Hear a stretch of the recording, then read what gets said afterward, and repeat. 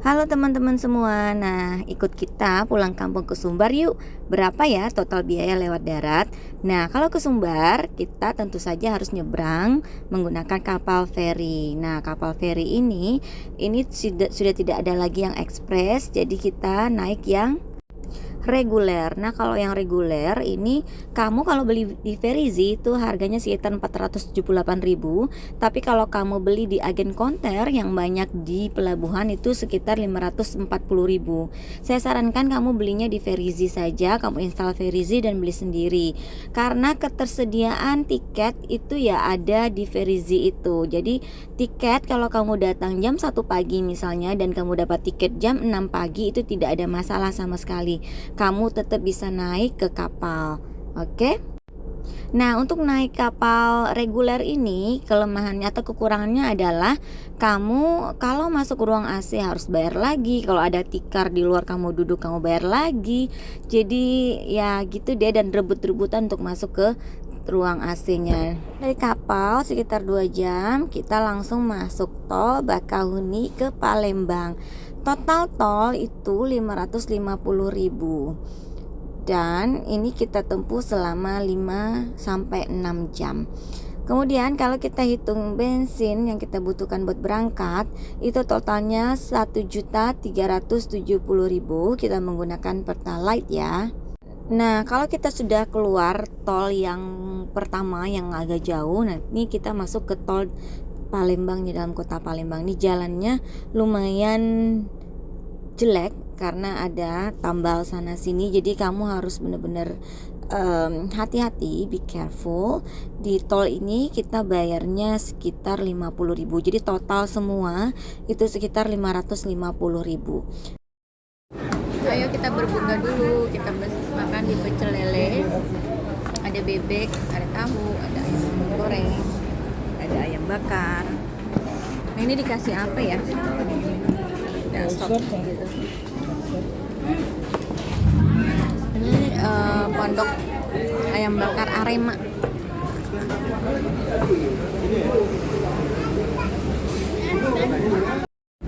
Cabenya mantep guys, kasih terong. Ini ayam bakarnya mantap.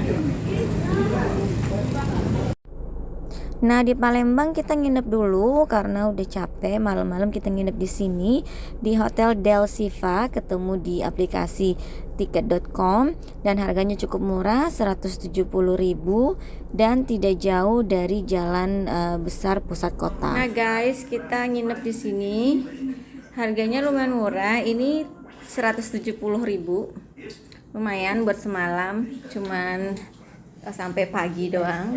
Tapi ini lumayan bersih sih, walaupun ini dinding sama loteng kayak gitu, tapi yang sini menurut saya sih lumayan bersih, dan di kota Palembang deket di kota lumayan. Ini namanya Del Silva Hotel. Walaupun perjalanan jauh, kita tetap puasa. Anak-anak juga puasa, jadi kita sahur dulu supaya nanti kuat puasanya di perjalanan. Nah, ini hanya tips. Ini adalah travel cooker mereknya Mas Pion. Ini sangat berguna sekali. Fungsinya seperti kompor listrik dan kamu bisa masak nasi, masak apa aja di sini. Saya keluar negeri kemana-mana pasti bawa ini, dan ini sudah lama. Saya beli tahun 2005 loh, dan sampai sekarang selalu saya bawa ke luar negeri, di hotel. Nah, ini bagus banget. Nah, ini penampakan hotelnya dari luar. Parkiran cukup luas ya. Dan kita lanjutkan perjalanan, tapi sayangnya ternyata ada gangguan di AC mobilnya saya. Jadi kita ini sekitar jam 8 pagi kita cari bengkel terdekat untuk perbaiki AC mobil. Rata-rata bukanya jam 9, tapi alhamdulillah ini kita ketemu ada bengkel mobil yang sudah buka. Memang rezeki itu ini ya, kalau kita buka pagi itu pasti ada rezeki yang datang gitu ya. Guys, kita terdampar di sini karena AC mobil bermasalah. Perbaiki dulu ya.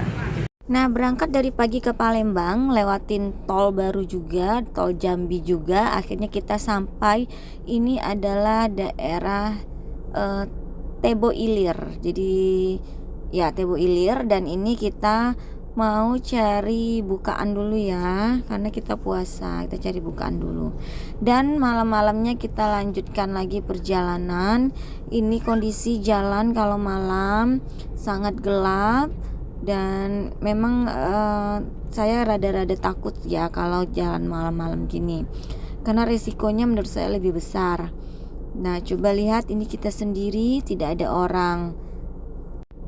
Nah, kita berhenti di Tebo, Masjid Raya Tebo, dan kemudian berangkat lagi sekitar jam 2 sampai di Damasraya.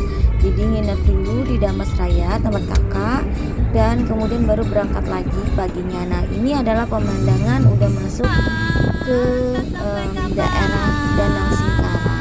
Pemandangannya sangat indah, banyak sekali padi, sawah-sawah gitu ya.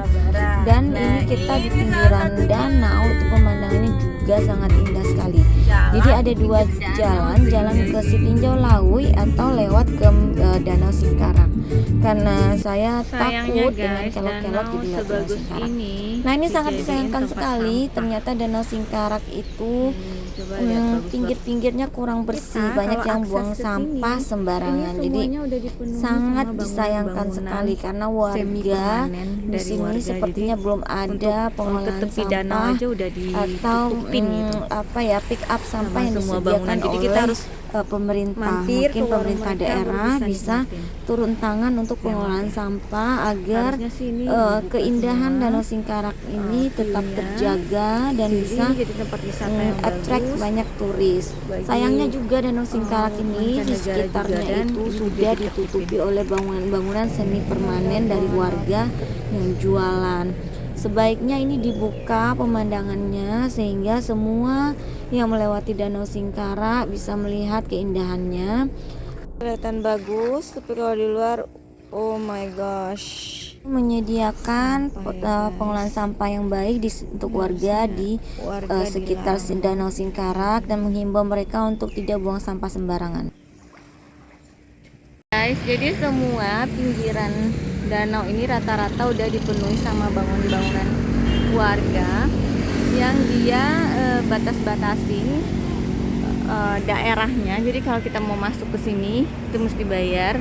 Harusnya sih menurut aku danau itu dibuka ya, pinggirannya semua kelihatan adalah tempat buat umum gitu, tidak seperti ini rumah. Jadi sekian perjalanan dari Depok sampai rumah saya di Padang Pariaman, dan nanti kita sambung lagi videonya aktivitas lebaran.